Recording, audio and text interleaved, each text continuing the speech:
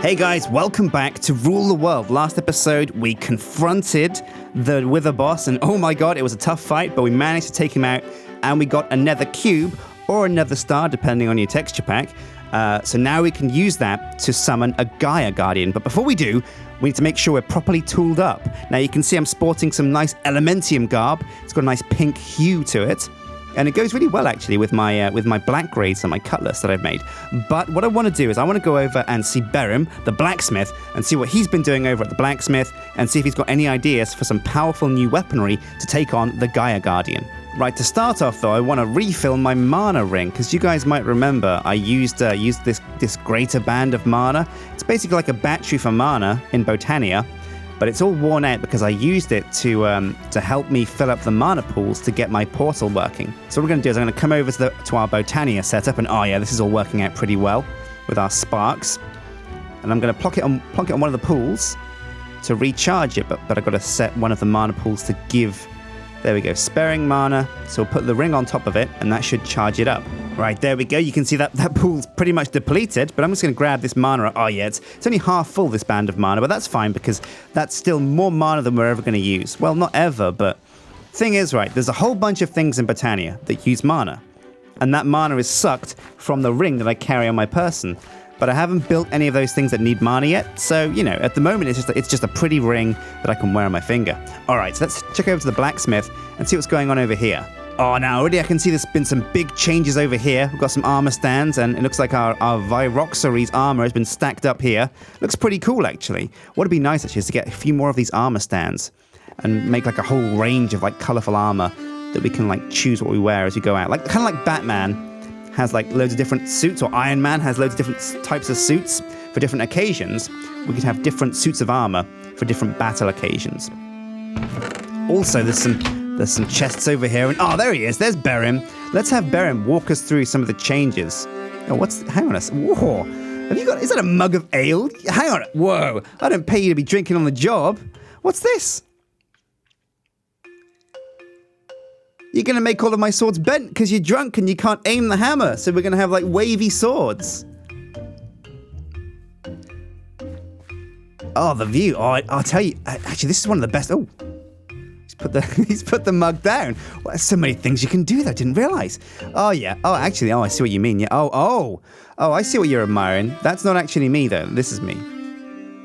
That is a fine specimen of manhood right there, though, I got to say. I do appreciate your taste, but we should move on. Now, Berym has actually walked me through a few of these changes that we're going to go through.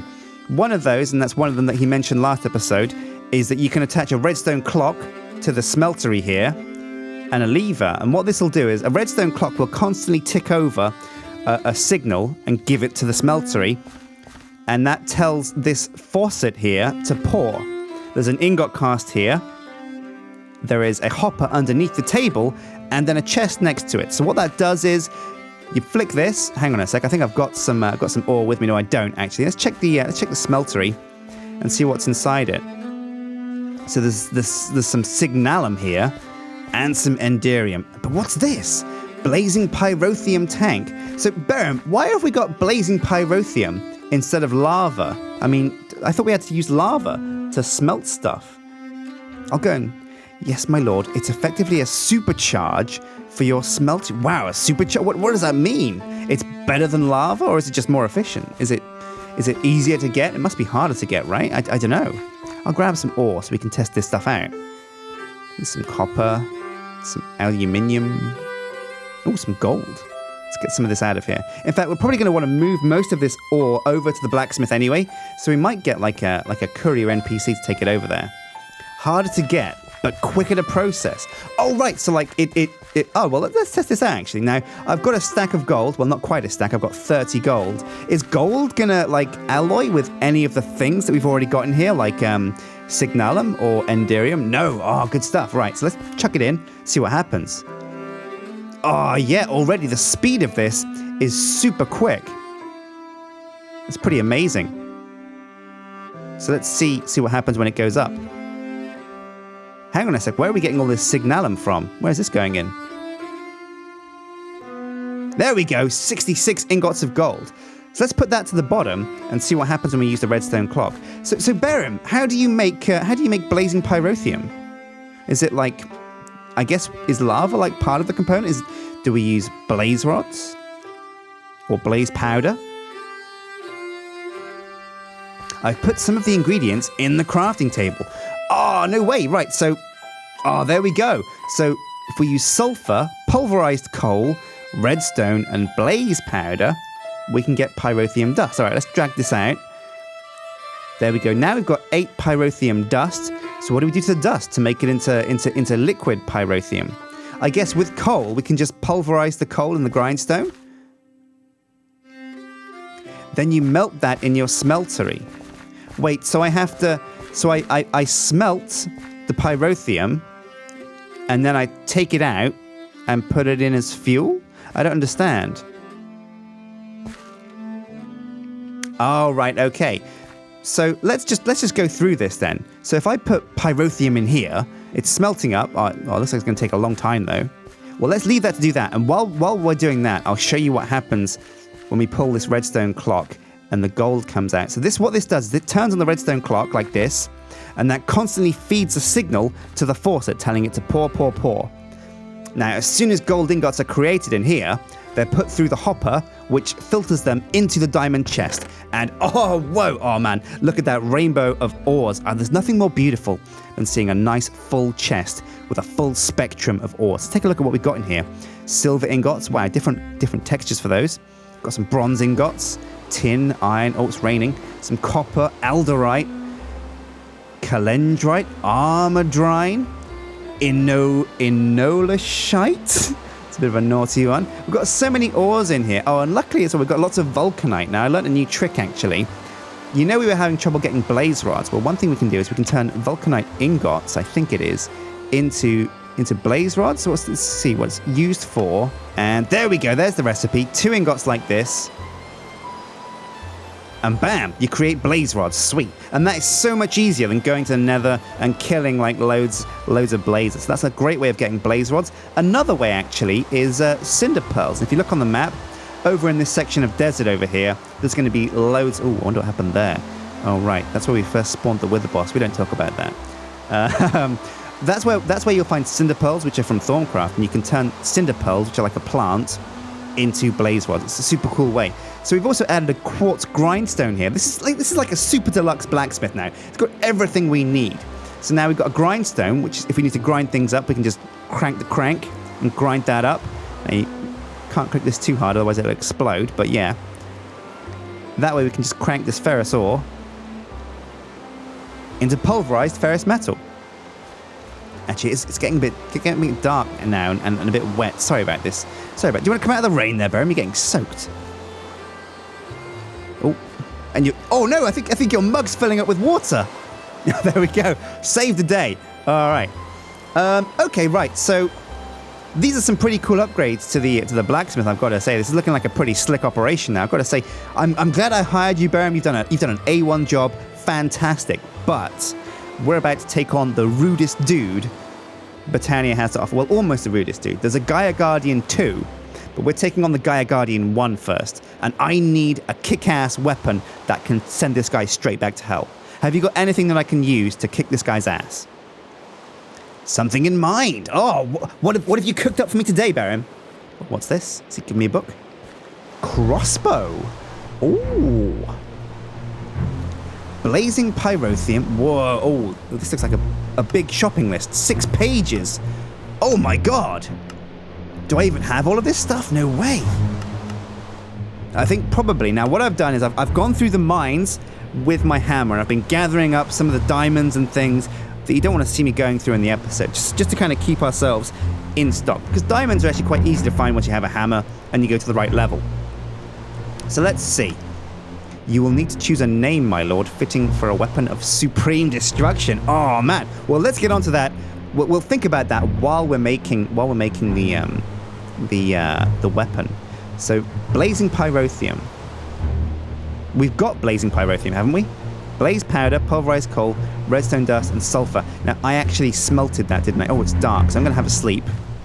hang on. Whoa, hang on a sec. You know, there's beds over here. You know, you didn't have to sleep so close. I don't want to say anything, but all right. Anyway, let's get on to the blacksmithing. There we go. Why take paths when you can jump over fences? Exactly. Oh, look, and there's even like a bucket here. That's a nice touch. Nice touch. Right, so we made a bit too much. We made blazing pyrotheum in the furnace. How do we get blazing pyrotheum from inside the smeltery? Oh, look, the enderium has like lightning flashing through it. That's cool. We need it as fuel to make signalum. Oh, right. So we need something even hotter than lava, if there is such a thing. Apparently there is, to make a certain type of metal, signalum. Well, how do we get... Now, you said you made this as fuel. How do we get blazing pyrotheum out of the smelter and into that tank over there? How is it... Do you just, like, use a bucket? Can you use a bucket? Can you even use a bucket? Oh, whoa. Oh, what's he done? What's he doing? What's he doing? Oh, he knows something. I think he's putting it to the bottom now. I think what he's going to do is... I think he might be filtering out into a separate tank. Oh, no. Oh, that's a good idea. Oh, and look, it drips along there. So this is casting channels, and what you can do is you can pour it out of the faucet into the tank, and this will fill up the tank. Oh, that's a really good idea.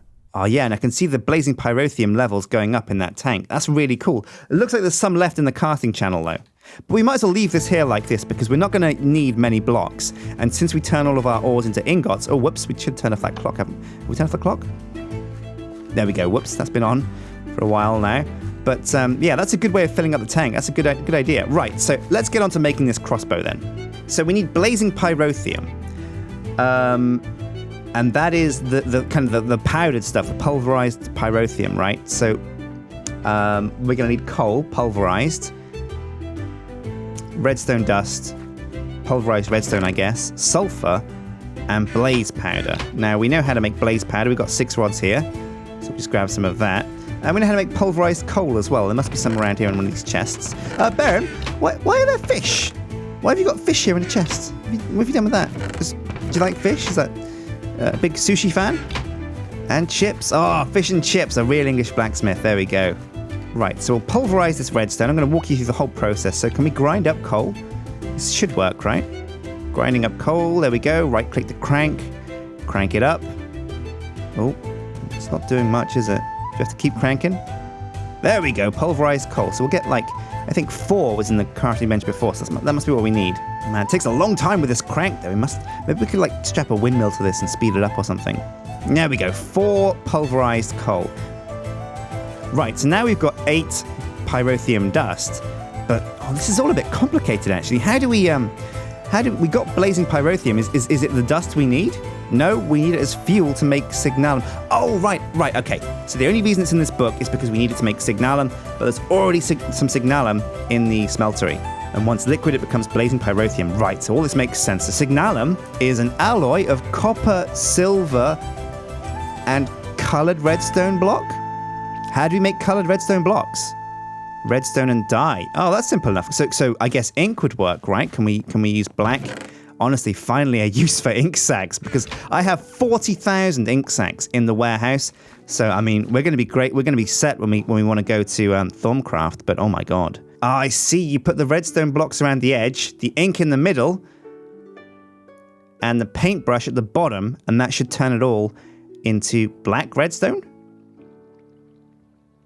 I guess, is redstone even redstone when it's not red? Does that make it blackstone? Coloured block of redstone, black frequency. Right, well, that's cool. 7 of those now. Oh, that was a bit of a waste, actually. Don't need that much. A question for philosophers. I imagine they'll muse over it through the ages. So now we've got loads of black redstone. We can turn black redstone... Let's read the book again. Black redstone, silver and copper into signalum. Sweet. Okay. Well, let's pretend we did that because we've already got some signalum in the smeltery. So we're just going to dump some of this stuff in here for the time being. Let's get it out of the way. So this is how we make the best crossbow in the world. Signalum crossbow limb, signalum crossbow body, a magical wooden tough binding, and a fiery bowstring. Where do we get enchanted books from? Is that literally a book with an enchant on? And emeralds and books. Well, we have loads of emerald ore lying around, but I think if I know you, Berym, you've already created some wood. In fact, I think I saw some in this chest. Yeah, there we go. So some magical wood in here. And we've got loads of emeralds around, so that would have been easy to do. and the rest of its modifiers. So let's get on with making the crossbow first, and then we can start adding the modifiers. Right, okay, so I can go over here. I can set the Signalum to come out. 28 ingots of it. That should be enough, I hope. So the limb is on the left here. Let's just take that out and double check it is what we want it to be. There we go, a crossbow limb cast and a crossbow body cast. So that's it, that's the crossbow. Now we just need the string. And the same way we used flame string on our bow, we're going to use it on our crossbow. So the bow of God Kings. So where have we got flame string? Now I made some before, flame string. Let's look this up. I know how to make this. I've made it before. All right, so if we type flame into the input, there we go. 5 flame string, perfect. Let's get this back to the blacksmith. Right, now it's time to create this crossbow, guys. Oh, we're gonna need a kick-ass name for this. I don't know what to call it though. What are we gonna call this amazing crossbow? Now it uses a fiery string and signalum limbs and magical wooden tough bindings. It's apparently got a super fast speed. Look at that. Draw speed 0.25 seconds. Arrow speed, I don't have anything to relate that to, but apparently 12.6, and it's got 4 modifiers on it. So what are we going to call this? Can you think of any famous guns? Oh, what's the fastest gun in the world?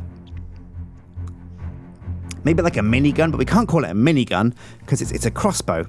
So maybe we could call it like a mini bow or a chain gun, a chain bow. Yeah, we could call it the chain bow of kings. No, we can't use the of kings. Oh, so hard. Right, Black Razor, the Executionator. We've got Fiery Thor. Got the bow of God Kings. Right, well, I know. We've got the Heart Piercer arrows because our bow is super armor piercing. It's long range, super powerful, does big bolts of damage, and that's the Heart Piercer. But this is more about speed and kind of repetition. So we're going to call these the bolts Heart Seeker bolts, and we'll call the crossbow.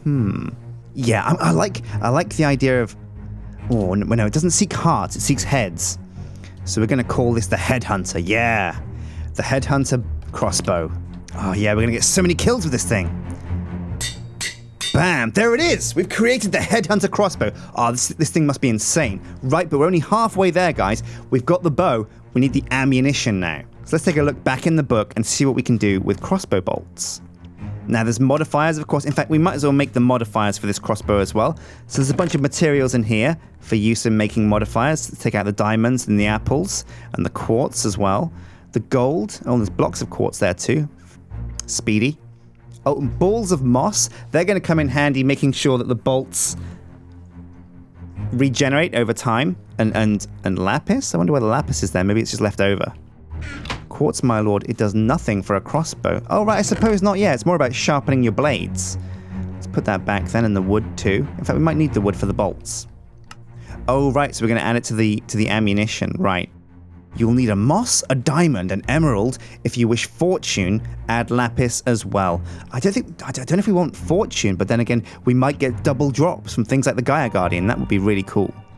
So if we can fit it on there, I think it's a good idea to do so. So let's see. A gold block and a diamond. Bam, an extra modifier. Then a diamond block and a golden apple. 6 modifiers. And now we add moss, emerald, and diamond all separate. So we've got the diamond on there for durability. Now let's put on the emerald. And then we'll put the ball of moss for the auto repair. Now we're going to have to be super careful we don't destroy it, because I'm not sure if it repairs itself from being totally destroyed. Right, okay, so the crossbow itself, the Headhunter crossbow, has all the modifiers that we want. But we were going to add lapis, weren't we, as well? So let's get some lapis out of here and put that on there too for good measure. There we go, it's a lucky crossbow. Oh, this is going to take a while. I'm going to turn this lapis into blocks. Lapis is strange. A small amount will eventually upgrade itself to maximum. You mean I only have to put 1 modifier of luck and it automatically upgrades itself? How does that... or am I confused? Overuse, it will eventually reach maximum. So I don't need to make another lapis block and put it on there? Okay, right. Well, if you say so, Berym, you're the blacksmith. I'm going to trust you with my weaponry. So there we go. The Headhunter crossbow is complete, and now it's time for some bolts.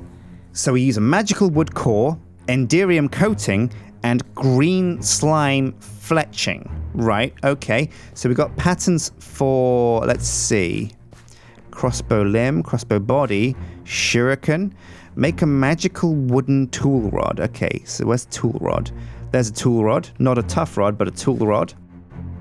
And we've got the magical wood now. That's why we have more magical wood, I guess. So bam, we got a magical tool rod there. And what's this? Magical wooden shard. Cool. And place... now this... so what do? We drip Enderium onto this. Oh, that sounds pretty cool. So we put the magical tool rod into the casting chamber. Now, let's see. Let's check over here, make sure there's... there we go. Enderium is in the bottom. Now, let's pour it out. Now, do we pour it onto the shaft itself? There we go. What's this going to do to the bolt? There. Oh, wow. It automatically just got really sharp. Let's take a look at this. Magical wooden bolt. Oh, nice. Now, let's take a look at the rest of the process. So we've got an Enderium-coated magical wooden core bolt, and we need green slime fletching. So let's see pattern. We'll put the pattern for the tool rod back. Now, where's the fletching? Fletching pattern here. And put that there, and it's a green slime fletching. Green slime crystals.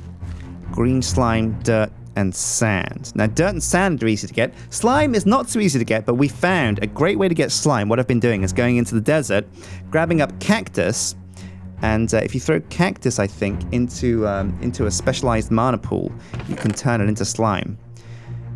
Oh, but we've got some slime fletchings here already, it seems. So we don't need any of that crystallized slime. Let's put this into the tool forge then. So we need crossbow bolts. Where are they? Bolts. So we use the slime fletching and the magical wooden bolt, and that creates Enderium bolts, but we need a special name for these. Now, we've got the Headhunter crossbow, so we're going to have Headhunters. They're not Headhunter bolts, they're just called Headhunters. Every single one of these bolts is going to seek out someone's head and blow it clean off.